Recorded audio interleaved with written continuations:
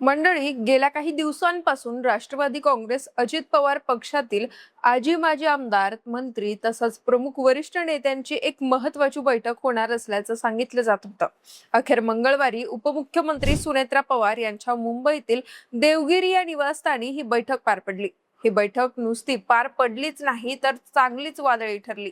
इतकी वादळी की राज्याच्या राजकीय वर्तुळात सध्या याच बैठकीची चर्चा रंगली. पक्षाचे प्रदेशाध्यक्ष खासदार सुनील तटकरे यांनी त्यांच्या मनातील खदखद बाहेर काढत आता सगळं सांगून टाकलं. त्यांनी थेट पक्ष नेतृत्वाला जाब विचारला. त्यावर मंत्री छगन भुजबळ आणि तटकरे यांच्यात वादावादी झाल्याचंही सांगण्यात येत आहे. याशिवाय खासदार पार्थ पवार बैठकीतून अचानक बाहेर येणं, प्रफुल्ल पटेल यांची गैरहजेरी, भुजबळांकडून 2029 साठी सोबळाचा नारा आणि उपमुख्यमंत्री सुनेत्रा पवार यांची अर्थ खात्यावरून मुख्यमंत्री देवेंद्र फडणवीसांवर नाराजी, या सर्व गोष्टींमुळे राष्ट्रवादीच्या बैठकीत जोरदार राडा होऊन तणाव निर्माण झाल्याचं आता बोललं जात आहे. दरम्यान या पाचही मुद्द्यांच्या आधारे बंद दाराआड झालेल्या बैठकीत नेमकं काय काय घडलं त्याची स्टोरी मी तुम्हाला या व्हिडिओत सांगणार आहे. नमस्कार, मी पूजा आणि आपण पाहताय दे दणका.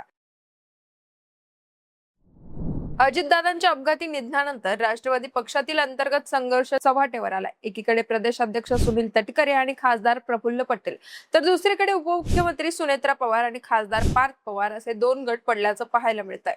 आता या पार्श्वभूमीवर मंगळवारी झालेल्या बैठकीतून काही महत्त्वाच्या घडामोडी समोर आल्याची चर्चा आहे. त्यातील पहिली घडामोड म्हणजे सुनेत्रा पवार पहिल्यांदाच भाजप आणि मुख्यमंत्री देवेंद्र फडणवीसांबद्दल बैठकीत थेटपणे बोलल्या. मंडळी, अजितदादांच्या अपघाती निधनानंतर मुख्यमंत्री फडणवीसांनी अर्थ खातं त्यांच्याकडे घेतलं होतं.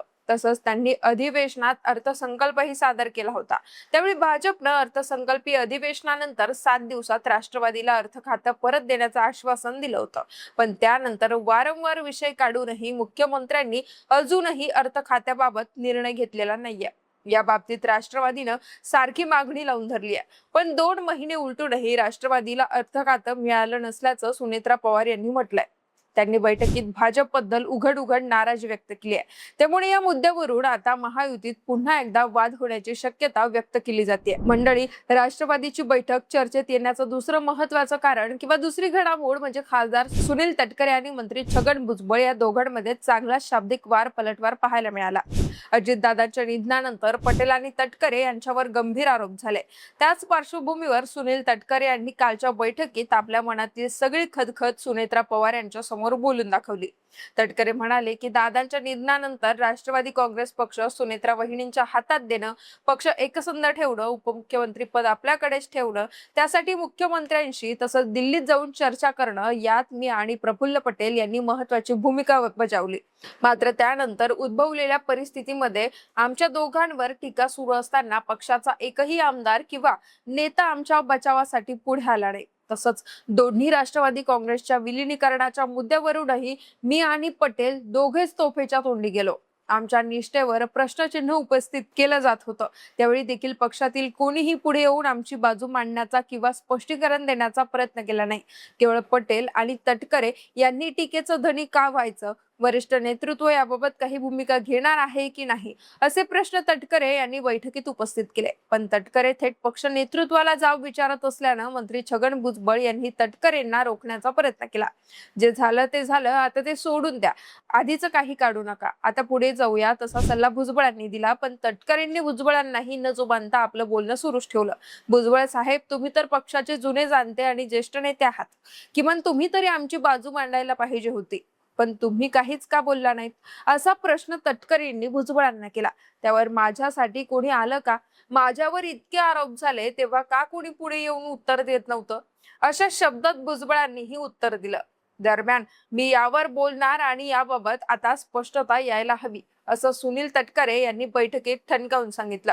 भुजबळ आणि तटकरे यांच्यातील या वादावादीनंतर बैठकीत एक प्रकारचा तणाव निर्माण झाल्याचं चित्र होतं. आता या बैठकीतील तिसरा महत्त्वाचा मुद्दा म्हणजे सुनील तटकरे बोलायला उभे राहताच खासदार पार्थ पवार बैठकीतून अचानक बाहेर पडले. त्यामुळे बैठकीतील या घडामोडीवरून देखील आता राजकीय वर्तुळात वेगवेगळ्या चर्चा चालू आहेत. राष्ट्रवादीची ही बैठक चर्चेत येण्यामागचा चौथा मुद्दा म्हणजे एवढ्या महत्त्वाच्या बैठकीला प्रफुल्ल पटेल यांनी दांडी मारली.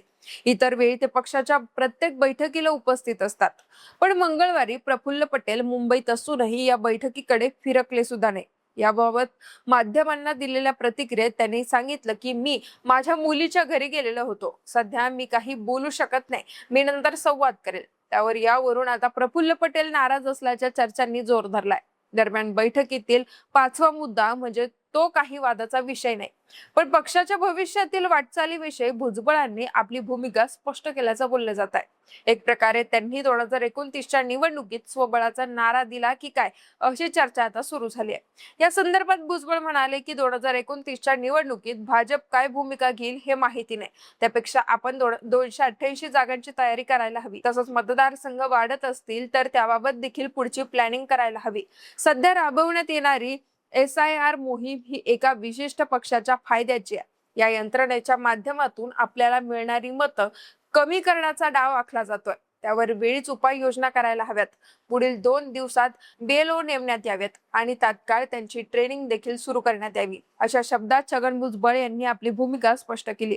तसंच या बैठकीत SIR बाबत तज्ज्ञांच्या माध्यमातून मार्गदर्शन देखील करण्यात आल्याचं सांगण्यात येत आहे. शेवटी सुनील तटकरे आणि छगन भुजबळ यांच्यातील शाब्दिक वादावादीनंतर राष्ट्रवादीची बैठक गुंडाळण्यात आली.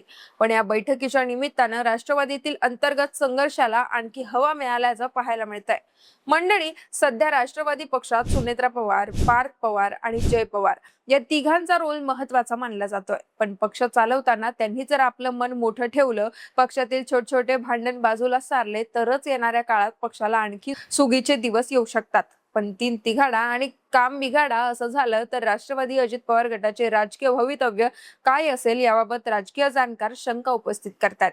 बाकी बैठकीत घडलेल्या घडामोडींबद्दल तुम्हाला नेमकं काय वाटतं? तुमची मतं आणि प्रतिक्रिया आम्हाला कमेंटमध्ये नक्की कळवा.